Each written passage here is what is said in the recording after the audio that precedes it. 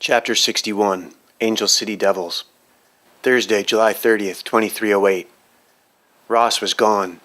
Now Ashley and Jeff were completely on their own. Jeff tuned the scanner to the police band.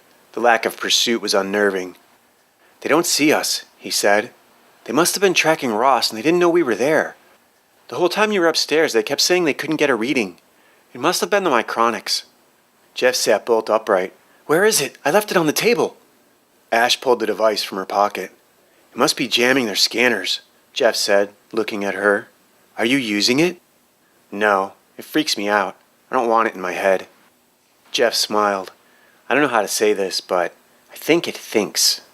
"What about?" she asked, holding it out at arm's length. "It's very angry."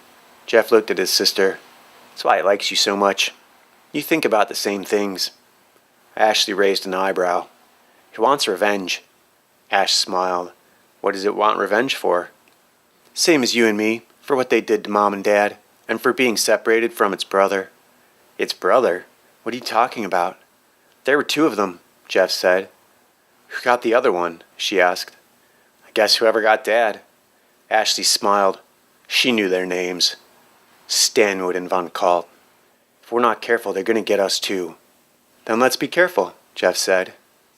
Ashley pulled up the sedan's pre-programmed destination and selected the nearest transfer car. She double-checked the black remote key Ross had given her and pulled the lever to recline her seat.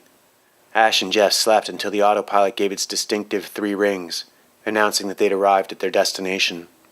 Ashley sat up and looked around. They were in another parking structure, but much busier, more upscale. She looked over to the next car, a massive black armored hatchback. She triggered the key, and the monster came alive, its lights winking, acknowledging the unlock command. "Jeff, we're here," she woke her brother. "Here where?" "A mall, I think." "I'm so hungry," Jeff said. "I know, I am too. We have to get some money." "We could try using Mom's cash station codec," Jeff suggested. "This is an emergency." "This is definitely an emergency, but if we use it, we'll have a brand new one. That's always how they get caught in the vid streams." "They won't catch us. We should go to a transit port," Jeff said. "What are you talking about? You're still asleep." "No, one time, on Simon Timex, they had to get cash, and they didn't want to be followed, so they waited till 5 minutes before a shuttle for Vegas, and then used a cash station." "We're not going to Vegas." "Neither did Simon," Jeff explained. "Ha," Ashley laughed. "But the bad guys spent 20 minutes trying to figure out where he went. They split up, and he was already long gone." "We're not going to a transit hub, Jeff. Maybe that works on vid streams and cartoons, but this is real life. Transit hubs are full of cops. It's a bad idea." "Not to hide out, just to get cash. That way if they do pick up on us, they'll have to scan all the carriers to see if we even got on a shuttle. If we just go to a regular old bank, they're going to be all over us." Okay, we'll try it. But the first sign of anything, we're out." "First sign of anything, it'll be too late," Jeff answered. Ashley smiled. "As long as we're clear." Jeff smiled back. Reed joined Major Ross on Overwatch, silently keeping an eye on the children from a few hundred meters above. Ross worried that, much as Jeff had said, the first sign of anything may indeed be too late. 2 hours later, the siblings had parked, staked out, and approached a cash station next to a transit hub. People crowded the terminal. Each shuttle discharged a multitude of passengers and then sucked up new fares, leaving the platform nearly empty. Ash and Jeff spent 15 minutes circling, watching the terminal from different locations. There were a dozen automated ticket booths, each doubling as a cash station. This particular platform also happened to be empty of uniformed policemen. Ash and Jeff both noticed other orphan children who'd begun stalking them, but considering recent events, they weren't worried. As soon as they stepped onto the platform, a tall, lanky boy confronted them. "This is a devil's station. You want to use it, you got to pay the devil's tax." The Angel City Devils were a notorious street gang. Everyone had heard of them. Many who had no affiliation claimed to be members. Ashley suspected the boy in front of her was of the latter group. All true members of the Angel City Devils bear the devil's mark. At first glance, she didn't see his mark. Ashley stepped toward him. "Unless you want to bleed red blood, you'd better step back." Jeff noticed that Ashley's right hand was held behind her back, as if keeping him away from the bully, but then he saw the black rectangle. The tall boy laughed. His hair stuck up at odd angles, and he looked as if he hadn't had a shower or picked up a brush in years. You don't understand. We have to collect the tax. You don't pay us, we get beat. Despite his unclean appearance in all other respects, the boy's teeth glowed a brilliant white. They were clean and straight and perfectly out of place in his filthy mouth. We're not paying, so get lost, Ashley said, moving back half a step, just enough to appear scared and push Jeff back a couple more. Oh, you're paying all right. You're paying. He mistook Ashley's retreat for cowardice and stepped toward her, raising a hand to strike. There were 4 other boys, and Ash noticed that the others didn't seem as into it. They were all leaning back, turning away, hardly even watching. Ash was familiar with dangerous groups of bullies, and these guys weren't participating. There were also several adults nearby, ignoring the incident entirely. The boy with the pure white teeth swung at Ashley. He caught her right across the cheek. The crack, the volume of the slap, brought the entire room to a complete and sudden pause. No one said anything. Everyone looked over to Ashley and her aggressor. Lots of the adults were now watching. Ashley recognized the same older Chinese man across the hall. He was the same man she'd seen in the park and the library. Dirtyface giggled. 5 across the eyes, bitch. Ashley had allowed herself to be distracted. Her face burned, the skin raised where his hand had made such abrupt trespass. She felt violated. She felt helpless. She felt fury. And then she moved. Stepping forward with a powerful front kick, she caught him square in the groin. His sudden intake of air and silent pained look confirmed her accurate impact with the target. Ashley stepped back, letting him collapse to his knees. She tried to resist the urge but couldn't, and delivered several savage strikes to the boy's exposed face. Over and over and over again she brought her fist down into his nose and mouth. Blood exploded from beneath her hand. After the flurry of punches, the boy collapsed onto the station floor, his hands clutched at both his crotch and face. Between the fingers, under the red-ripped flesh, 2 rows of perfectly white teeth. Ashley hoped she'd chipped at least one, but refrained from kicking him in the face. Most people were watching, except the Chinese man, who appeared to be studying the schedule board. Ashley scanned the faces of the boy's friends. None of them seemed interested in taking revenge against her. Their eyes all found other things to look at. The adults who hadn't done anything when the boy hit Ash likewise didn't do anything now. They turned back to their original conversations, and the busy air of the station picked up once again. Dirtyface had gotten into a sitting position, his right hand investigating the damage to his nose. Ashley saw a nearby cash station and led Jeffrey over to it. She wiped her bloody knuckles on her jeans and punched in her parents' Kodak, withdrawing 500 Republican talents. No one noticed. No one came rushing over to arrest them. No one cared. Ashley looked for the white-haired Chinese man again, but he wasn't in the terminal anymore. Ashley and Jeff wheeled a cart through a massive grocery store. Ash had gotten a backpack from the back-to-school aisle and sat it in the center of the cart, gradually filling it with camp supplies and less perishable foods, a variety of fruit, nuts, and granola. Jeff was frustrated because his sister kept nixing his requests for candy, soda, and chips. He wanted to get 2 backpacks full of stuff, but Ash had objected to that as well, so the single backpack was filled with what Jeff referred to as birdseed and other slowly rotting biomass. Sugar's not good for you, Jeff mocked. Soda's too heavy to carry. Chips take up too much space. No matter what I want, you're going to say no, he complained. Ashley almost blurted out, "No, I won't," but realized that would prove his point.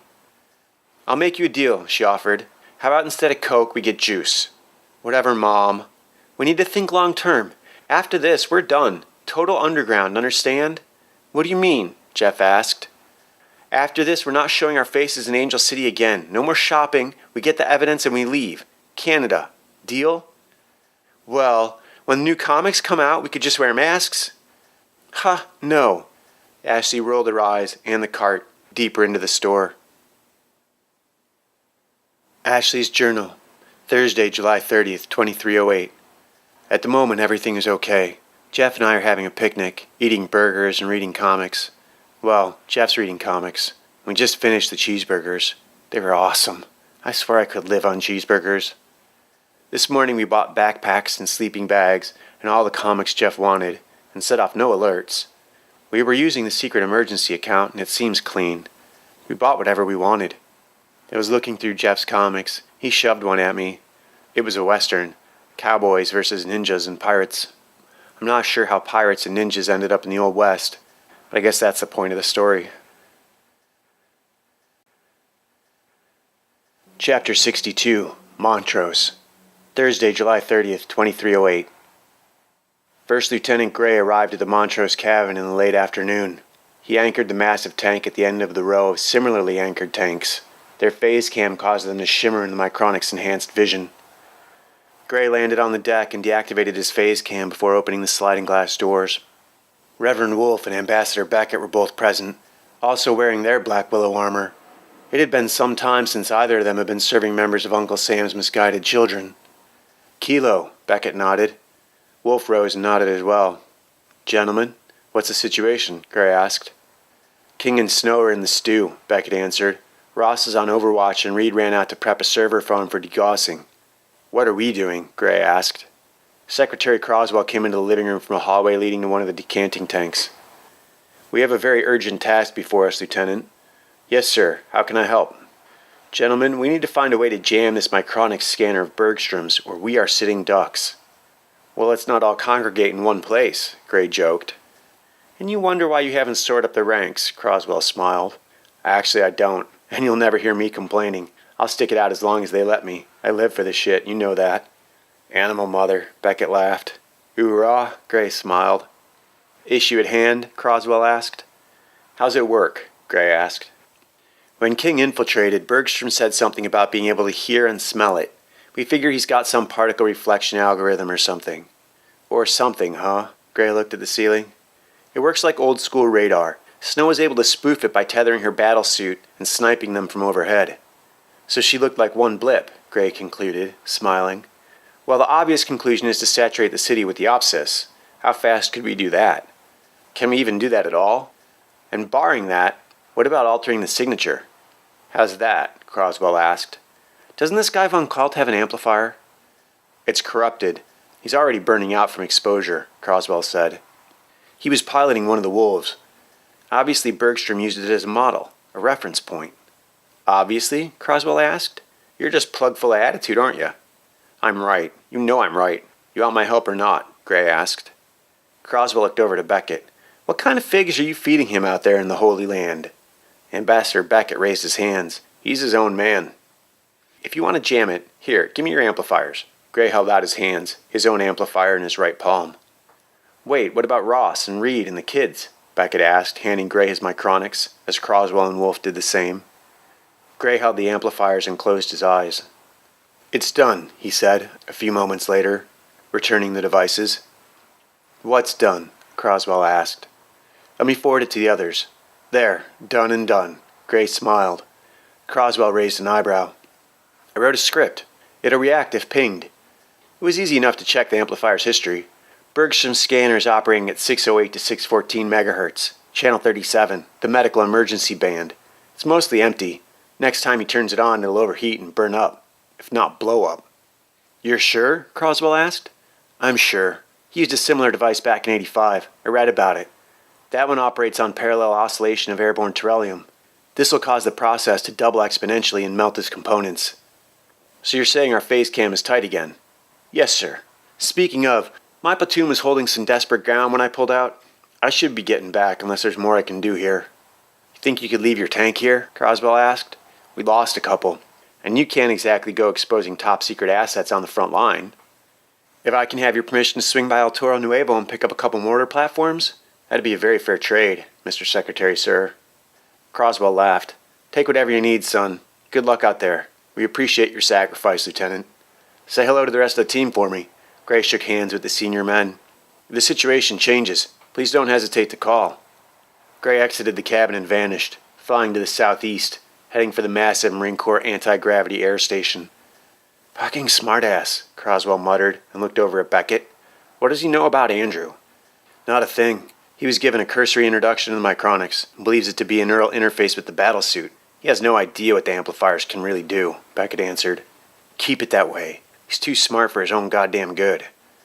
Beckett laughed. He's harmless. Harmless? Hence the nickname Kilo, right? Croswell smiled.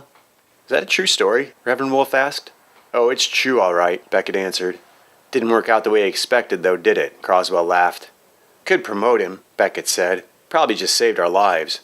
Croswell gave an exasperated sigh and rolled his eyes. Not today, and don't you go expanding his permissions either. He doesn't need any more access than he's already got. Oh, relax, Beckett said. Reverend Wolf leaned forward. If you don't mind my saying so, you trust him because you need him, and you distrust him for the same reasons. How do you expect him to react? Yeah, thanks, buddy, Croswell smiled. I don't mind sticking around a couple extra days, Reverend Wolf offered. Me either, Beckett said. You guys should have called us in sooner. It kinda unraveled all at once. To be honest, I'd hoped we could keep a lid on it, Croswell explained. You had to let it spin so totally out of control? You let Fox and Anna get killed, and King and Snow are in a healing tank? Really? Beckett asked. They should have called us when they went after Kelly the first time, Wolf said. Thank you, Captain Hindsight. It happened how it happened, and all for the best, I might add. Dr. Tay has agreed to share his bots. Thank you for that, Croswell nodded to Beckett. And Fox had a real breakthrough while he was out in the desert. What do you mean, breakthrough? Reverend Wolf asked. He forwarded the details, but if you've been wrapped up fighting demons, I guess it's possible you might not have noticed. What? I haven't had any time either, Beckett asked. Fox did it, boys. I think he truly expanded, for lack of a better word, beyond the confines of his body. What are you talking about? Stanwood took him prisoner out at White Sands for a few weeks. By the time we found him, Fox had manifested a second body out of sand and was out walking around beyond the perimeter. From there, he visited Conway in the Oval Office and tried to bring him on board. Conway gave him clearance to take the Centaurs out to the asteroid belt to do some Terrellium mining. He also apparently hinted that while Stanwood might be something of a thorn in his side, he couldn't be charged with murder until he'd committed murder. So that's why Fox blasted us all with that don't fire until fired upon bit? He was taking one for the team? Beckett asked. Croswell touched his nose. God, what's that done to the kids? Reverend Wolf asked. Which catches us right up to the present. Oh, I did give Stanwood a bit of a belly washing the other day, Croswell said. I'm sure he's still pissed about it. Probably walking with a cane, too. But he earned it. Why not just kill him? Wolf asked. He's President Conway's nephew. Beckett whistled and rolled his eyes. He and Fox have hated each other since grammar school, and Epsilon was just the excuse he needed to paint Fox as unstable. Well, dragging Bergstrom into it was a mistake for sure, Wolf said. Yeah, but a good one. Great mistake, Croswell said. Chapter 63, Surrounded. Thursday, July 30th, 2308. On the National Guard complex, Von Kalt rose sometime after sunset. He had tossed his phone, but apparently hadn't been divested of his powers as Deputy Director of National Intelligence. He walked from the medical ward to the command and control center of the Angel City National Guard Armory. When he demanded the officer on watch turn over the ready response teams, the man did so without thinking twice. Von Kalt discovered, however, he had no commands to give. Von Kalt apologized to the watch commander for his abrupt tone and submitted that a government sedan would be a perfectly acceptable method of transportation for the few logistical errands he needed to run. The commander nodded and reassured Von Kalt that they were there should he need them. The deputy director left the facility and just drifted in a loop on the urban freeways. Using the Metacron, the director sought out Bergstrom on District 13. The doctor didn't answer his call. He'd been badly burned during the assault that destroyed his hangar. Friday, July 31st, 2308. The next morning, Ashley and Jeff drifted through the local mall. Whenever Jeff asked why they weren't on their way to Canada, Ash replied that she wanted to wait until it was safer to travel. In truth, she wanted to find out just who Stanwood and Von Kalt were, but she didn't dare tell Jeffrey, for fear that he'd go looking in cyberspace and run into the Eel or some other equally sinister fellow, someone capable of causing him serious harm. When he mentioned that she'd said no more shopping, she changed the subject. They checked out stores, played sample video games, and tried out furniture. Ashley noticed several different sets of people in the mall around them. She knew that anyone could be there to abduct her and Jeff. At any given moment, someone might approach them, produce a weapon, and bark clipped commands, as the agents in the library had. Ash realized she was increasingly reluctant to search for Stanwood or his deputy online. It was the search for her father that had brought the other agents to the library. This time she seriously doubted that there would be another Major Ross waiting to rescue them. From here on out, they had to be more careful. They couldn't be making stupid mistakes. She did consider walking through one of the busiest shopping centers in one of the busiest cities something of a mistake, as did Jeff. However, she told him that they were hiding in plain sight. She also understood that all the guns and research in the world couldn't get her any closer to what she wanted. She needed evidence. Solid, concrete, undeniable evidence. If it existed, there was only one place she was going to find it. She just needed to convince Jeff that returning home was the best idea. Meanwhile, Ross, Reed, Croswell, and Reverend Wolfe all took turns hovering above the children. Ambassador Beckett had been called back to his post in Jerusalem shortly after Lieutenant Gray returned with a small fleet of mobile mortar platforms. This was close to being a breach of the non-proliferation agreement for the tinderbox of an area, but Gray had fairly distributed them to all the frontline units and thus avoided a major international incident and possibly war crime charges. Croswell had rolled his eyes and asked Beckett to forcefully remind Gray of the difference between a couple and a fleet. Saturday, August 1st, 2308. Tired of the cramped sleeping conditions inside the car, Ash convinced Jeff that they should go camping. Being the middle of the summer, there were dozens of campsites throughout the city. That evening they registered a space over the car's online connection and landed a short time later. They laid out their sleeping bags and watched the stars as pale thin clouds rippled through the sky overhead. "Jeff, we have to go home again," Ash said. "We can't, Ashley. They'll catch us if we do." "It's the only way," she said. "What about Canada? We could be there by now." Ashley didn't answer. Brother and sister fell asleep beneath a carpet of stars. At midnight, Chief Warrant Officer Reed joined Croswell on post, hovering over Dr. Andrew Fox's sleeping children. "Bet you never thought you'd be standing post again, huh, sir?" "You'd be surprised, Chief. Some things never change." "What's your 7th general order?" "What general order?" Reed smiled as he saluted Croswell. Croswell returned the salute. Sunday, August 2nd, 2308. At dawn, Ashley awoke under the bright morning sky. Jeff woke up a short time later. "I'm hungry. Let's get pancakes for breakfast." "Look, you agreed. We're not going to a restaurant. We're not going back into town." "You don't want raisins and nuts for breakfast, do you?" Jeff asked. Ashley said nothing. "Come on, really? You want to stay out here?" "You agreed," Ashley said. "Yeah, but it's been 2 days," Jeff argued. "Hiding is all we'd be doing in Canada. Why not here?" "I'm out of comics," Jeff said. "So read them twice." "We will go to Canada. We will get you more comics, but we have to get the evidence first. So for now, we camp out here until it's safe to go get it. We're not that far from home. All we have to do is get the security footage and we'll go, okay?" "Today?" Jeff asked. "Yes, today. Tonight. We'll go at night." "I don't care if we go to Canada. I just want to stay together. We'll be safe. Dad said whatever happens, just stay with Ashley and you'll be safe." Ash didn't say anything. "I have to go to the bathroom," Jeff said.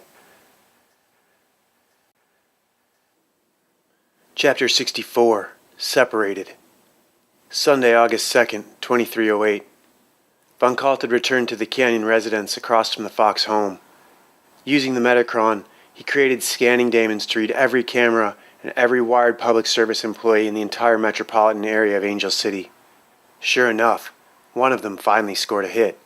The deputy director rose from his lounge chair and called the West Coast director of the FBI. He explained the situation and was assured he would have the Bureau's full and complete cooperation. Von Kalt needed at least 20 experienced field agents. However, since the director agreed so easily, he felt compelled to say, "Double it if you can." "Done," came the reply. "Vehicles?" 3 men to a vehicle. Small arms will be sufficient." "Yes, sir." Ash and Jeff walked toward the restrooms a few campsites away. Behind them, a group of uniformed boys in their late teens patrolled the park. A few were walking, and a few more sat on the companion golf cart floating along the path. They grinned at Ash. She didn't like it. Despite their slow pace and non-threatening behavior, they were following them, and they looked a little too interested. "Can we go out for breakfast, please?" Jeff asked, ignoring the escalating situation as they reached the toilets. "You know what? Sure, no problem. Just hurry up." Ashley folded. Jeff smiled and disappeared behind the door with the male icon. Without looking at them, Ashley kept a close eye on the trailing young safety officers. They slowed, and the driver of the cart stopped their advance. The 3 walking young men continued toward Ash. One of the cart's riders climbed off to tie his shoe. The 3 boys drifted past, ignoring her, highly unusual behavior for boys at or even close to her age. Ashley considered the possibility that she really must look like a mess if these clowns were ignoring her. "After this, we're going to the mountains. I mean it," Ashley said to the bathroom wall. "Okay, I hear you," Jeff answered from inside. Ashley watched the boys. They moved with exaggerated slowness as they reached the bend up ahead. The boys on the cart were talking, not paying any attention to her, but not leaving either. Ashley waited for Jeff. She'd heard the toilet flush, but that was at least a minute or two ago. It was too long ago. Ash turned around and looked at the structure. The bathrooms were attached to a much larger building, a park services building. The back half of the structure was arched and curved downward into the hovering facility. Ashley recognized it as a train access tunnel leading into the city. "Jeff," she said. "In here," he answered. Confused by the waiting game with the boys, Ashley decided to call their bluff and went into the boys' bathroom. In addition to the sinks, stalls, and urinals, there was a half-open door to the structure beyond. The massive garage was filled with landscaping equipment, 2 more golf carts, as well as a locker area and a couple of desks. Jeff waved to her from the back of the hall. He stood beside an open panel in a huge hatch, sealing a maglev tube. Although there were no train cars present, it was obvious enough that the garage had been built to repair the hover trains that ferried people throughout Angel City. "Come on," he yelled, ducking back through the panel. "Whoo!" Jeff's voice slid away from her far quicker than his ability to run. Ash sprinted across the hall, following after her brother, into the tunnel. Like Jeff, she slid with one leg stretched out and the other curled beneath her, zipping down the steep incline of the trellium-laced tube. When Ashley reached the place where the pipe flattened out again, she found herself standing. Jeff was ahead of her, making his way past a couple of gates leading into a hub of maintenance corridors. Ashley followed silently. "Ha!"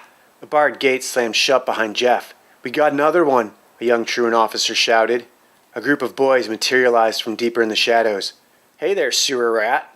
Looks like we got us one more for the stew." Jeff spun. Older boys, their uniforms identifying them as members of the civil services, had surrounded him. Several of them held long electric prongs. Jeff saw handcuffs in several hands as well.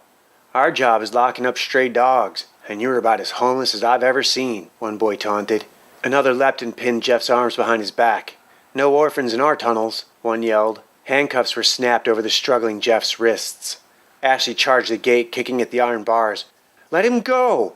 "Oh, hey, we got us another one." The boy jabbed his electric staff through the bars, grazing Ash. Ashley grabbed the staff, jerking it away from him.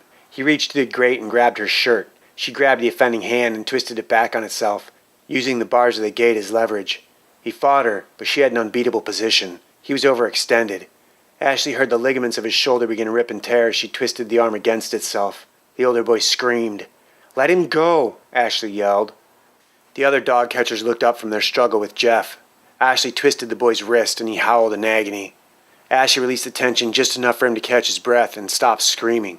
"I said let him go," she yelled. One of the boys stepped forward to say something. Ash gave her captive's wrist a quarter turn and his screams drowned out the words of his comrade. Ashley released the tension until he became quiet again. In the silence, she said, "Let him go, or I will cut his arm off." For emphasis, she held up the micronics and pressed the button. 6 inches of razor-sharp steel jumped into her hand. Jeff struggled with his captors. "You heard her! Let me go!" The forward soldier spoke. We don't even have a key for that gate. We couldn't take you with us if we wanted to." Ashley wrenched the boy's shoulder from its socket. The screaming and ripping sounds magnified by the tunnel walls. A moment later, his screams ceased as he passed out from the pain. "Did you kill him?" one of the teens asked. Jeffrey broke loose and ran. "Ashley!" Acting on instinct, one of the kids pulled his stun gun and fired. Jeffrey went down, out cold. The teens rushed over to him and checked his vitals. Ashley watched and listened, helpless. "He's still breathing. Pick him up. Get him in the cart and let's go." "I'll get his legs, okay?" "Yeah." The older boys carried Jeff back to their segmented cart. "If you're not orphans, just have your guardian come down to the pound and pick up this little mongrel," one of the boys said. Ashley's reply caught in her throat. Lights approached the young truant officers from deeper in the darkness. 3 men appeared, federal agents in suits, carrying guns. Ashley turned and ran from the gate, leaving her prisoner hanging, broken and unconscious. Reed was alone on overwatch, his invisible tank tethered 100 feet overhead. After the children failed to exit the restroom, he began to panic and called Ross. "Major, I think we've got a problem down here," he said. "What's going on?" Captain Snow cut in. "Ma'am, good to hear you're up and about." "What's going on, Chief?" They got away from me, ma'am. They went down inside this terraformed structure, and I'm picking up radio chatter. There was some kind of incident. The feds are here. There's like 30 of them all of a sudden. Armored feds? Ross asked. No, sir, suits. They're everywhere. What do you want me to do? Stay put. I'll be there in 5, Captain Snow answered. Chapter 65. Deeper and Deeper Still. Sunday, August 2nd, 2308. Ash didn't want to try going back for the car. The teens at the top of the tunnel had been too interested in her and Jeff. She suspected a lot of them had been working together and turned down one of the branching tunnels. At first she just walked into the inky black. There was nothing to see, even if she could see. The trains no longer ran through these tunnels. The lines had been canceled long ago. At one time, this had been a commercial hub, busy enough to warrant several local lines. Its cavernous malls had been gutted for distribution chains, where faceless packages were sorted between more upscale and current destinations.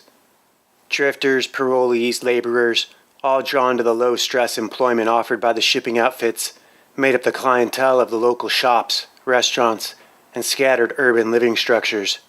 Wandering through the tunnel, Ashley doubted she'd find much assistance, wherever it led. She slowly became able to make out the tunnel wall. There was light coming in from somewhere. Suddenly the earth around the girl began to rumble. A train roared as it passed by, unseen, beyond the walls of her dark enclosure. Shocked from her complacency, Ashley ran down the tunnel, sprinting toward whatever it was that lay ahead of her. Ashley ran until her thighs burned and her feet ached, until her lungs were pushed to their limit. Ashley had almost reached the light source. As she approached it, she noticed it was wavering, wobbling. That was when she heard the voices. She couldn't hear what they were saying, but these voices were adult. Light spilled from around a corner at an intersection up ahead. Ash crept closer to the edge. Peeking around, she saw figures in the distance. Several adults held flashlights, grilling a group of juveniles, the dog catchers. Ashley saw one of their vehicles in the background. It was empty. It took her a couple minutes, but she was able to work her way closer to the heated conversation. These were some of the same kids she'd tangled with an hour earlier. She recognized them. She got close enough to make out some of their words, but only when one person happened to be speaking at a time. But we haven't seen her. Then where is she? She has to come this way. We're just doing our job. And the other one? They took him back to the processing center. He's in custody. We should split up. Ashley didn't wait for the flashlights to turn in her direction. She retraced her steps down the darkened tunnel. She continued on into the darkness, jogging smoothly, trying hard not to panic. The lights were behind her now. She was cornered. Then she reached the cracked wall. The tunnel that snaked its way through the superstructure had broken open, spilling filler earth onto the floor and exposing a wicked gash leading into the man-made facility. Ashley knew it wouldn't take her pursuers long to reach her. She was cornered, trapped, unless she crawled into the fissure. She saw the flashlights and then heard the staccato stomps of their footfalls. She didn't wait to make out their voices.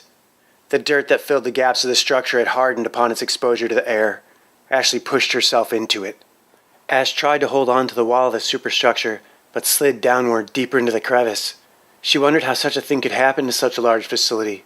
The section was almost large enough to be a city by itself. She could see the crack. She wasn't too deep, yet. She pushed deeper and screamed as the dirt beneath her feet gave out.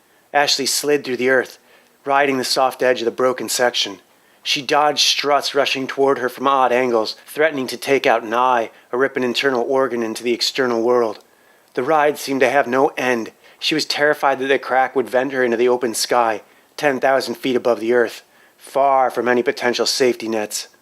Finally, the sliding dirt spilled her into a vaulted room, on top of a 10-foot mountain of loose earth. She tumbled down the mound into the midst of a construction crew, engaged in repairing the rip. A cloud of dust and debris billowed from the girl as she stood and brushed herself off. Aside from a few scratches, Ash seemed okay. As soon as she was assured of this fact, she bolted from the vault, the workers calling after her. Sprinting down the new, well-lit tunnel, sprinting for her life, Ashley outdistanced them immediately.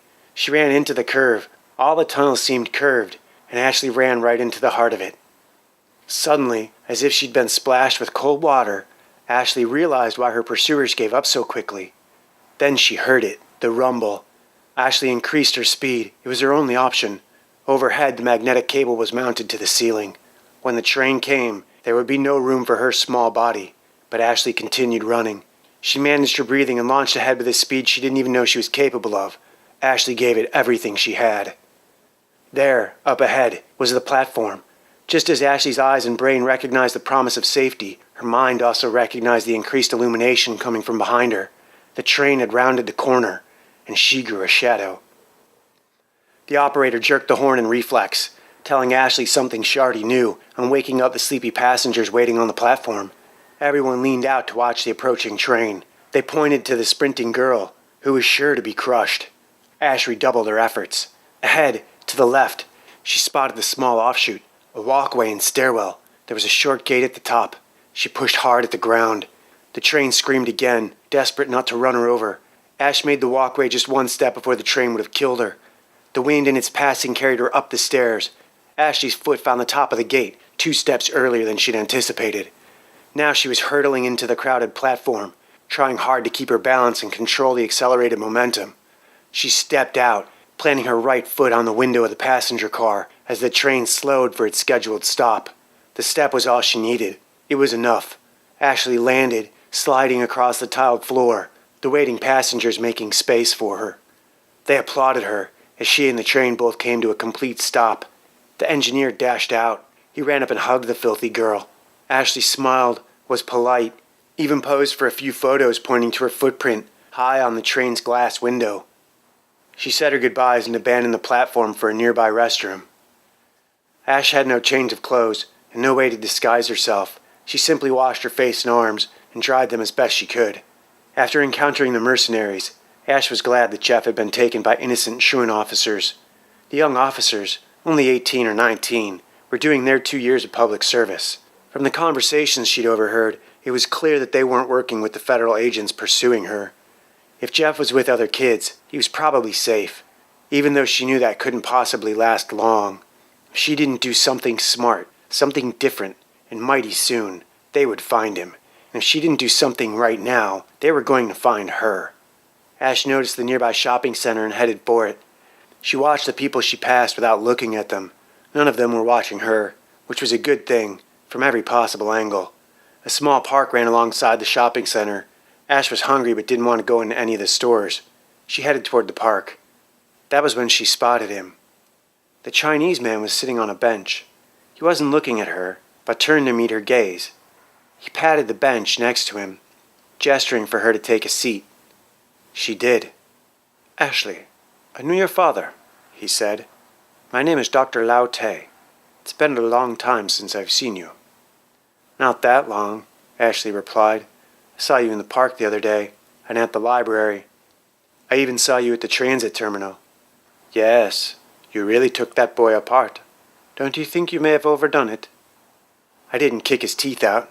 He deserved what he got." "Did he? Very much your father's daughter."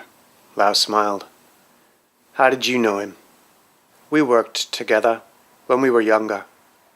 Ash said nothing. Tay spoke clear English. Only the pacing of his words was unique. He took his time with each thought, as if fixing it in his mind before vocalizing it. Looking at Dr. Tay, Ashley realized something about him was off. Every hair on his head was white. Even his eyebrows were without pigment, but his skin was fresh and healthy. His eyes were bright and clear, almost luminescent. His clothes were from China, or at least Chinatown, an authentic silk shirt, pants, and thin cloth shoes. "How much do you know about your father's work?" he asked. "I know this is important." Ashley showed him the prototype. "I think it's what they want." "Indeed. Jeff says it can think." "Your father was not so sure." "Jeff's not guessing. He said there are 2 of them. He said there's another one, that someone has it, and that they're looking for us." "So, what will you do?" "Well, this was my dad's. Now it's mine. No one is ever taking it from me." It was Lau's turn to remain silent. "How do I know you really worked with my dad?" Lau smiled. "It's just that I don't know you," Ashley explained. "True. You have no reason to trust me." He looked at the sky. Together they sat quietly for a moment. "You aren't trying to kill me," Ashley observed. Lau smiled. "That would be quite problematic for us both." "What do you mean?" Ashley asked. Lau composed his thoughts. Seems anyone who has tried to kill you has been unsuccessful. They watched pedestrians and shoppers drift past the small park. After a long moment of silence, Lau asked, "What will you do next?" "I don't know. They caught Jeff. They killed my parents right out in front of our house for the whole world to see. My dad sent us into the forest. He told us to go to Mexico. They say David was about your age when he fought Goliath. Youth is no reason to give up on the path to enlightenment." "The path to what?" "The path is the reason you get out of bed in the morning. If you were not on the path of enlightenment, you would be dead." "So what happens when you find enlightenment? You die?" "Some people die. Some people just start over. But the second time, it's easier." "Did you find enlightenment?" she asked. Lau smiled at her. "I like to think I did." "So then, what do you think I should do?" she asked. "A popular saying is, if you drop your car keys in the garage, do not look for them under the street lamp just because the light is better." Ashley stared at the cobblestones under her feet. The rocks resembled the stones used for their backyard patio, only glossier. Here they had been polished and washed regularly. The absurdity of the entire structure made her laugh. Here they were, sitting in a fake park, on a fake street, in a manufactured gravity hub, floating 6,000 feet above the ground. At home, Ashley had always been impressed with the way the forest asserted itself, the way Mother Nature threatened to cover the patio with the grass, the way the forest climbed over the grass crowding the stones. Here there was none of that. Here the earth had been tamed. Man had moved off her surface to pollute the skyline with his floating cities and flying vehicles. Ashley was struck with the idea that mankind had gone from being a maggot on the earth's skin to a swarm of flies above the surface. Feeling awful, she realized she'd love to see it all burn, except for the fact that Jeffrey was out there, somewhere. Even if she could destroy the whole world, she wouldn't. Not today. She had to find her brother. "I have to get Jeffrey back. Ross gave us travel visas," she said. "Ross? Kelly Ross? He is here?" "He was. They killed him." Ash was quiet for a moment. She laughed. "His name was Kelly?" "Well, Kelton. Yes." Lau looked at her. "You cannot get your brother back without exposing those who have taken your parents." "Expose them to who? They run the whole world." "Anyone with power has enemies. Is that why you're here?" "No, I can't really help you. Sitting here with you like this is the extent of my power here." "So what? Get proof and go to the police." "That's what I would do." "I'm just a kid. This is crazy." "Your father was a cautious man. If there is any proof to be had, it's going to be at your home. They must have left something." "Yeah, a dozen agents staking out the house." "How do you know?" "Ross thought there might be some security footage, but he said it's surrounded. They're just sitting there, waiting for us to show up." "I told him we should kidnap one of them and interrogate him, but he wouldn't listen to me." "Probably very wise. A tortured man can give you nothing but his pain."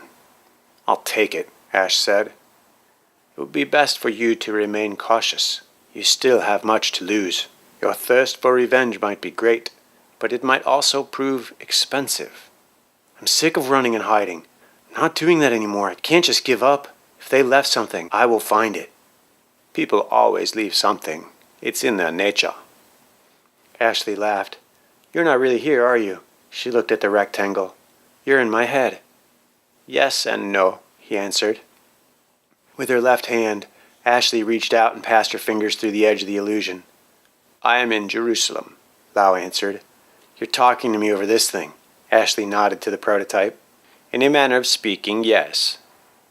All I can think of is to go home."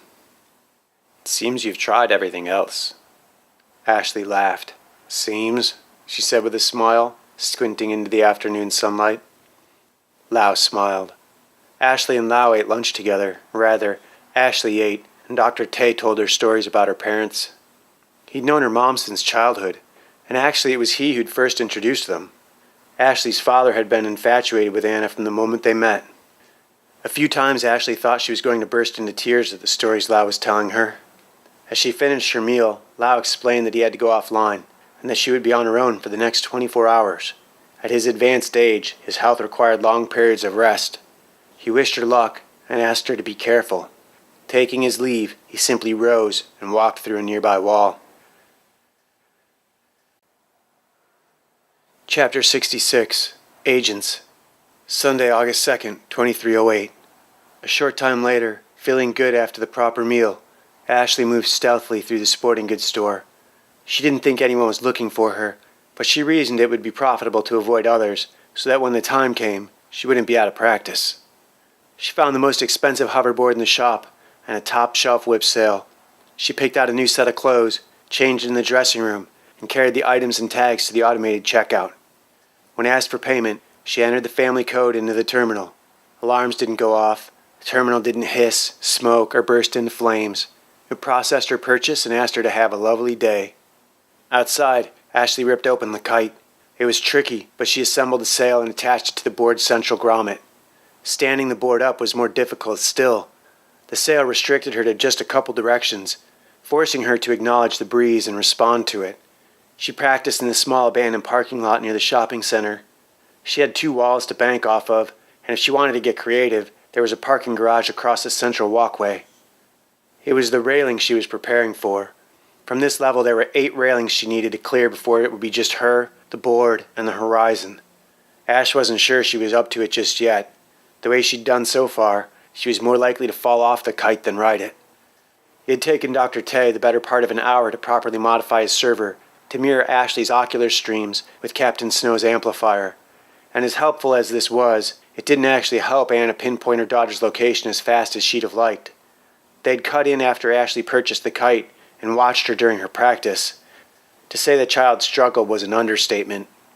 Ashley'd been at it for almost an hour when the federal agents showed up, putting an end to her practice. They waited until she had a particularly ugly spill.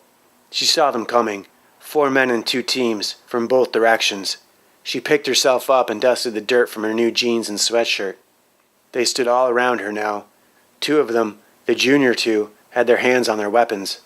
"Is there some kind of problem?" Ash asked. The idea of picking up the kite and running for the rail had occurred to her. It seemed to have occurred to them, too, and they had positioned themselves to block her in every direction. They would catch her, and they knew it. "We need you to come with us," the closest one spoke. Ash suspected the role of authority was interchangeable. "I need your gun," she said. The agents looked at each other confused. Ashley stepped forward, her hand snaking into the man's jacket. She spun, coming away with his weapon and ending up behind him.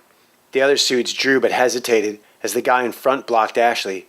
From behind him, she had clicked the weapon off safe and opened fire, killing 2 and wounding the 3rd. The disarmed leader elbowed her in the head, knocking her to the ground. Ashley fired twice, once as she went down, and again with a rough landing, killing the lead man. The wounded agent fired at her.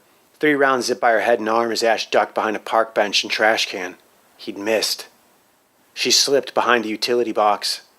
Consumed with his injury, the agent didn't see her. She slipped further away, flanking him. She then approached from behind. The man struggled up into a crouch. Ashley stayed in his blind spot, taking the last 2 steps. She was directly behind him now. He took a difficult breath and coughed. She smashed the heavy gun into the side of his head. He collapsed unconscious. Ash tucked the hostage weapon into her belt and dragged the kite away from the bodies. She took a deep breath and exhaled. Holding the mast as a soldier with a rifle, she ran straight for the edge. Ashley stair-stepped a bench and then the rail. Keeping the kite horizontal as though it were a giant wing, she leapt into the sky. The next floor was coming up fast. Ashley dropped the board. The mast and sail pivoted, the board swinging up under her feet. She came down, accelerating toward the next rail, and over. With the next level, she fell less. The sail took up more of the weight, and suddenly she was airborne. Level by level, she gained altitude, until it was clear she was no longer over the shopping center at all. And like some cartoon character who's realized he's going to fall, gravity stretched its hand out to her, and the board began to lose altitude. Deputy Director Von Kalt stood on the patio several yards behind her and watched the girl sail out into the empty sky. He held the Metacron in his hand. 3 of his agents were dead. Emergency medical technicians were tending to the wounded man. Several agents stood on the balcony, watching her escape and coordinating with pursuit squads. Her brother was caught. He was in the system. Von Kalt didn't have him yet, but that was just a formality. If she hadn't run for an international border yet, she wasn't going to now. All Von Kalt had to do was find the boy, and she would come to him. He had felt her presence, or rather the Metacron had sensed the Micronics. It was getting more and more difficult for him to tell the difference between the pocket computer's suggestions and his own desires. The director dropped the device into his pocket and rubbed his eyes. Even without holding it, the mental projections of the device were still present. Von Kalt was wired into the camera systems of 3 satellites, his approaching tactical vehicles, and several other reconnaissance teams. Dr. Fox's magical little device had given him 100 hands and 1,000 eyes. He was damned if he wasn't going to use every one of them. Yet he found it ironic that none of those informed him, as clearly as his own intuition, as to where the child might be going. Once Ashley had gotten airborne, it didn't take Captain Snow long to spot her. Von Kalt's pursuing agents found themselves coming under fire from an unidentified source and pulled back. Chapter 67. Skyriding. The wind whipped at her clothes, hair, and skin. The board bucked and snapped under her feet, strained by the opposing forces of gravity and her weight attached to the kite. The city seemed to hang in place around her, the bulk of Angel City's floating towers behind her and to the left, below the hard structures of grounded Los Angeles. The ocean floated on the horizon. Only the clouds appeared to move, or rather, she through them. It was beautiful. She felt as if she were a bird combined with a jet. She easily adapted to the ride. Leaning into the bowline and the mast, she piloted the kite across the sky at what felt like 100 miles an hour. The clouds rushed around her. One moment she would be enveloped in white, and then suddenly the world would reappear. Finally she was through the lowest ones, and there was nothing between her and the sharp-pointed structures of steel and glass, rising from old Hollywood below. Ashley banked as the buildings reached up for her, their giant metal teeth disguised as antennae and radio receivers, gnashing at her. The kite snapped in the wind and Ashley held on. The kiteboard and rider spun toward the ground. She was going at least 120 now, and accelerating. She held on. The first rip appeared. She saw it. It was small, and then it was huge. The wind caught the kite and threw her toward a structure to her left. She shifted the board and slid along the side of the building. For a few brief moments she was in control, and then she cleared the building and all was noise and wind. Ashley felt lifted. She'd caught an updraft, and it threw her toward another skyscraper. This time her approach was smoother, and the broad building provided much more stability. She carved a path up the side of the scraper, upsetting business meetings and launching herself from the structure at a 45-degree incline. She found herself able to control the free fall a little better, angling toward one building after another. She even landed on a few flat rooftops and skidded down another steep sloped side. She wasn't doing this just for fun. Buzzing the metropolitan offices slowed her to 50 and 60 miles per, instead of free fall at over 100. There were 4 rips in the sail now. Ashley started to panic. She made her way toward the curving arc of the Santa Monica Mountains. She came in from the north, sliding down over the structures of old Hollywood, keeping the Mulholland Freeway to her right, and gradually drifting down over the familiar residential neighborhoods and streets of a life gone by. Ash curved down toward the mountains, banking off the slower magnetic cable traffic. She slid down the side of a moving truck, drafted a cruising flatbed, and then kicked out toward a mountain wall. She caught the cliffside as easy as any of the 20 buildings she'd whipped past, and pushed away just as the weeds whipped at the sail, her fingers and her face. The steep slope leveled out, and Ashley caught her breath. She sailed down the ridgeline, cresting mountaintops as if they were swells on the stormy sea. Cruising along the peaks, on relatively solid ground, Ashley felt her heart, arms, and shoulders relax. She realized she'd been clutching the kite with everything she had. Her hands had cramped into claws. It took repeated flexing to get them feeling normal again. Ash sailed down the paths, coming closer to the neighborhood where she lived. She came in from the back, down the side of a steep mountain, and then around the base of the low side, sailing into her neighborhood along the retaining walls and unprotected backyards of the families living against the mountain. The knowledge flooded back, intoxicating her. Cruising down familiar trails, Ashley hit turns at full speed, banking off trees into huge vertical jumps and landing in sweeping curves to dissipate the shock. As Captain Snow watched her daughter fearlessly ride the kiteboard from 1,000 feet above the ground, she was overcome with awe and admiration. There was no way she'd have had that kind of courage at her age. Ross's voice interrupted her train of thought and distracted her as Ashley dipped below the tree line. "We've got a 20 on Jeff. He's at the dog pound."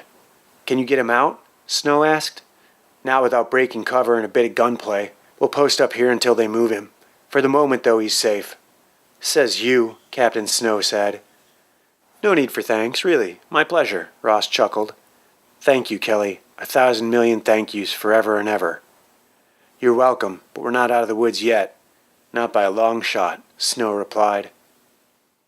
Ashley came toward the house from the mountainside and slid her board to a stop in the backyard. Skimming over the streets and rooftops, she hadn't spotted a single parked car with agents sitting in it. She'd hoped that, if they were out there, they hadn't spotted her either. Ash pressed her hand against the panel and the back door opened. She hauled her kite into the house and closed the door. Inside, she looked around for any kind of security system. She looked for pinhole cameras or alarm boxes. Ashley checked the main doors, finding just basic locks. No hint of any kind of security system at all.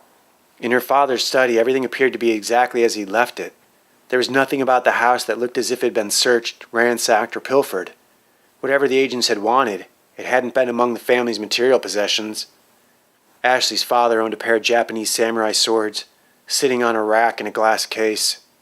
She stared at them from across the room, thinking about the reported incident with the blue goo from his childhood. Ashley walked over to the computer displays behind the desk. She reached out and waved her hand over the console, waking the display. It required a password. "Selena," Ashley said, giving her mother's maiden name. Ashley had heard her father give the command many times. "User recognized," the computer said. "Ashley Aaron Fox. Welcome. I need security footage for this location for Friday, July 26th, around 3 p.m., please." "Sorry, that footage is inaccessible from this location. This location has been compromised, and all data stores have been scrubbed clean. This station must be reinitialized with a new user before any tasks or applications can be run." Ashley sighed. She otherwise left the study as she'd found it, not disturbing any more of its screens or forcing its locks. Not feeling especially hungry and already bored, Ashley headed toward her own room. She moved slowly, just taking everything in. She peered through the windows at the front of the house. She saw no vehicles closing in, surrounding her. She saw no one at all. Upstairs, she opened the door to her bedroom. It was just as she'd left it. No Goldilocks had been sleeping in her bed, filling the right half of the room. To the left, set in an angle, her desk was exactly as it had been. Ashley looked at the center drawer of her desk. Of course, the prototype was in her pocket, but somehow the desk would always be its home. Between the bed and the desk, the dollhouse her father had built for her years ago. Behind it, the picture window displayed a magnificent view of the canyon and the home spotting the other side. Ashley took in the view. In the distance, the windows of the homes reflected the brilliant sunlight. She checked her waistband. The agent's gun was gone. Somewhere during the ride, she must have lost it. She hadn't felt it fall away, but she didn't have it anymore. Staring out across the canyon, she remembered the night of the fire, just before she'd come into possession of the prototype. One of the homes across the canyon had been engulfed in flame. She looked for it and picked it out. It had been fully renovated, of course, but she was sure it was the one on the crest. Ash had gone into Jeff's room that night. She'd heard her father get sick in the nearby bathroom. Somehow that house was connected. Ashley stared at it. The all-glass wall and cascading balconies stared back at her. Suddenly, she understood. While there were no obvious cameras in her house, there might be other kinds of sensors, but the cameras were all across the canyon, behind those glass walls. That was where she'd find the security footage she needed. She was sure of it. Maybe that terminal hadn't been scrubbed. Not forgetting the need to be careful, Ashley left the house the same way she'd come in, through the back and into the forest. "Take us up above the halo," Von Kalt ordered. "Yes, sir."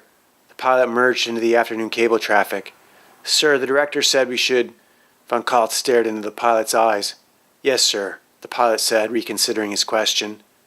The traffic above the central hub of the city was sparse, but they could see in all directions. Von Kalt pulled up the team's vehicle and helmet cameras. The Fox residence was quiet. Von Kalt triggered his radio. Status checks with a pause for course correction. He pulled the Metacron from his pocket. Foxtrot, we've got nothing at the residence. We just reported an access at the residence, Van Calt interrupted. Logs say it was the daughter. You missed her, or you've given yourselves away. Remove to a circular patrol 5 miles out. Do not screw this up. Copy, Foxtrot out. Golf, holding position at the school. Very good, continue. Hotel, we're out in the labs. All quiet here. Van Calt's phone rang. It was Stanwood. Hold, he said over the radio to his soldiers and accepted the incoming call. Yes, Director. Stanwood appeared to be riding a transport of his own. I heard you had a run-in with our little superstar, Stanwood said. Yes, sir. She killed 3 agents at a shopping mall. And then what, she just escaped? Stanwood asked. She jumped, sir. Stanwood laughed. I already forwarded you the footage. Keep me informed. He disconnected the call. Of course I'll keep you informed. Van Calt hung up and tossed the new phone out the window. With the Metacron in his hand, he dove into the digital maze that was the Child Services Department. All he had to do was find the brother, and she would come to him. He will rewrite the other, the first one, the Micronics. He will rewrite it, and he will kill her if he has to. She will give it to him, or she will die.